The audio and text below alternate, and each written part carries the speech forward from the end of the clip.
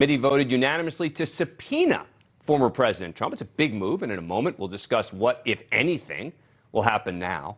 But for a while today, it looked like the proceeding itself was going to be comparatively mundane, basically a recap of all the prior January 6th hearings. But then a bombshell, and more than that, history. Putting aside conclusions you should draw and what you think about the commission, the committee played 7 minutes of never-before-seen stunning film footage showing Nancy Pelosi, Chuck Schumer, and other Republican leaders begging for help on January 6th, desperately pleading with the Attorney General and the Governor of Virginia and others. Rather than just talk about it, let's show you some of this jaw-dropping footage. The door has been breached and people are gaining access into the Capitol. Yeah, but you know what? We have got to finish the proceedings, or else it will have a complete victory.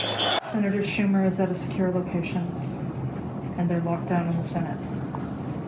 There has to be some way we can maintain the sense that people have that there's some security or some confidence that government can function and that we can elect the President of the United States. Did we go back into session? We did go back into session, but now apparently everybody on the floor is putting on tear gas masks to prepare for a breach. Well, I'm trying to get more information. They're putting on their tear gas masks.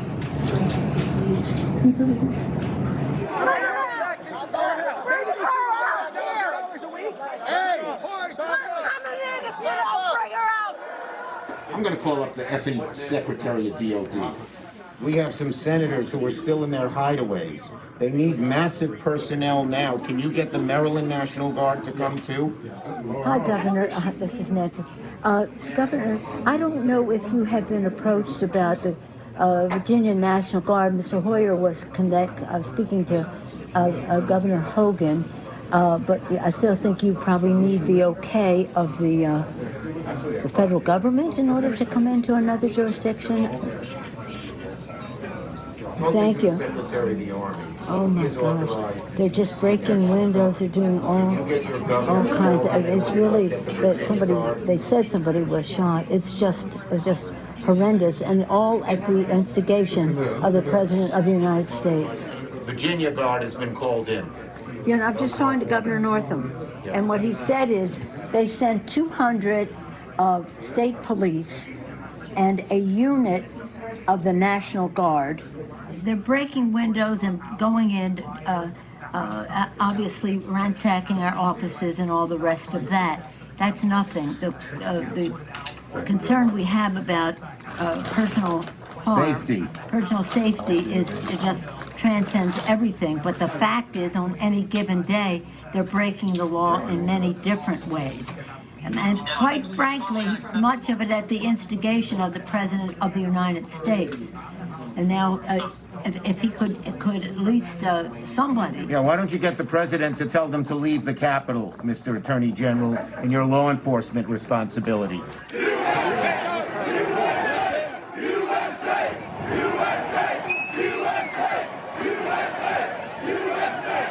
This cannot be just we're waiting for so-and-so. We need them there now, whoever you got.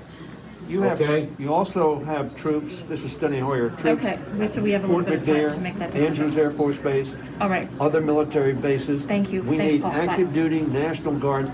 How soon in the future can you have the place evacuated, cleaned out?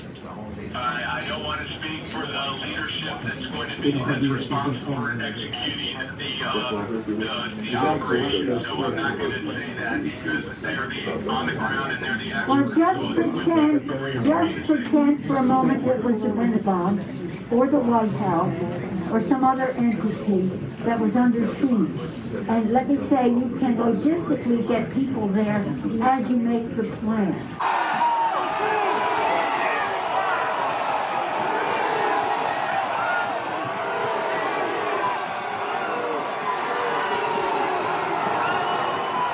We're trying to figure out how we can get this job done today. We talked to Mitch about it earlier. He's not in the room right now, but he was with us earlier. and said, you know, we want to expedite this, and hopefully they could confine it to just one complaint, Arizona, and then we could vote, and it would be, you know, then just move forward with the rest of the state. The overriding wish is to do it at the Capitol. What we are being told very directly is it's going to take days for the Capitol to be okay again. We've gotten a very bad report about the condition of the House floor with defecation and all that kind of thing. I'm at the Capitol building. I'm literally standing with the chief of police of the U.S. Capitol Police. He just informed me what you will hear through official channels. Paul Irving, your sergeant at arms, will inform you that their best information is that they believe that the House and the Senate will be able to reconvene in roughly an hour. Good news. Your sergeant at arms will be in touch about the process for getting members back into the building. Thank you very much, Mr. Vice President.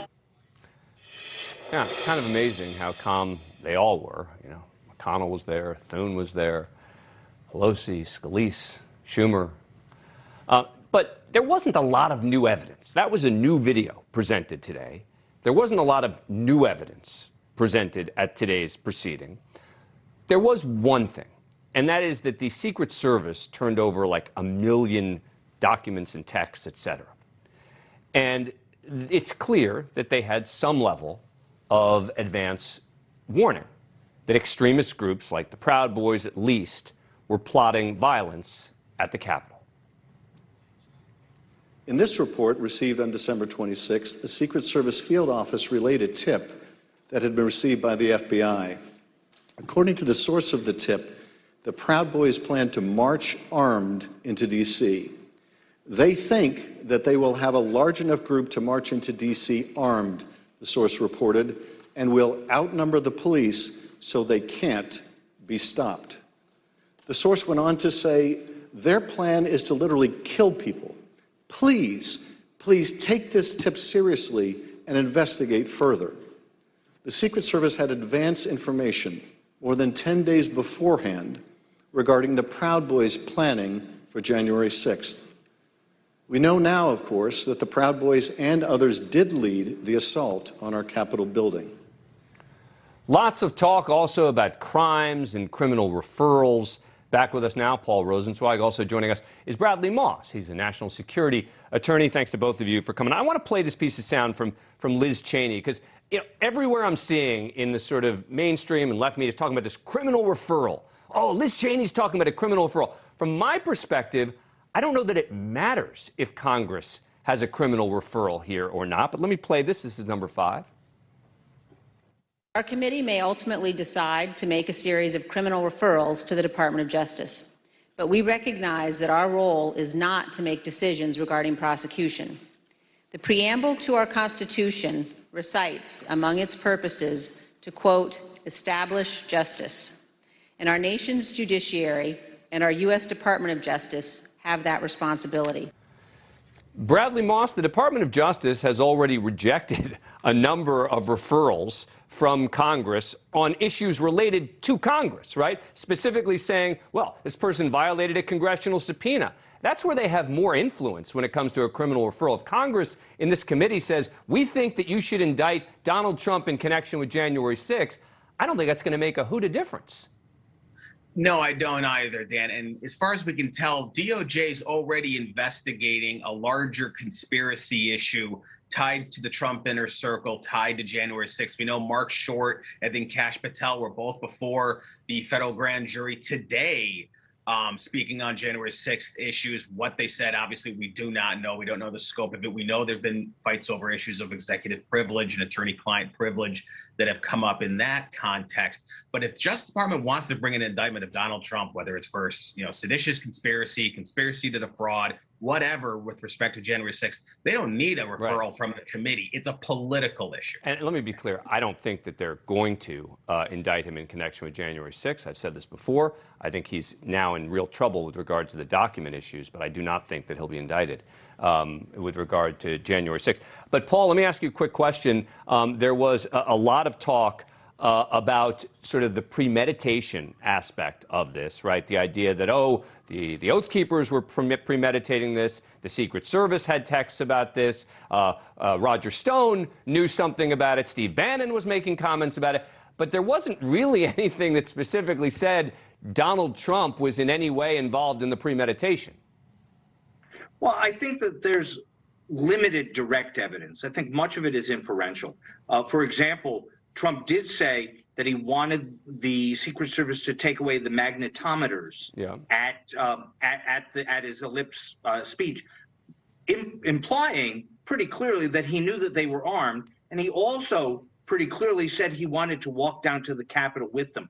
You're absolutely correct that the direct evidence of his instigation is thinner, but I think that if they were to try the case, and I tend to agree with you that they may not, but if they were, the inference that he both intended the violence, knew it was likely to happen, and there's some evidence took steps to make it happen, would probably, would certainly give the jury something to chew on. Yeah.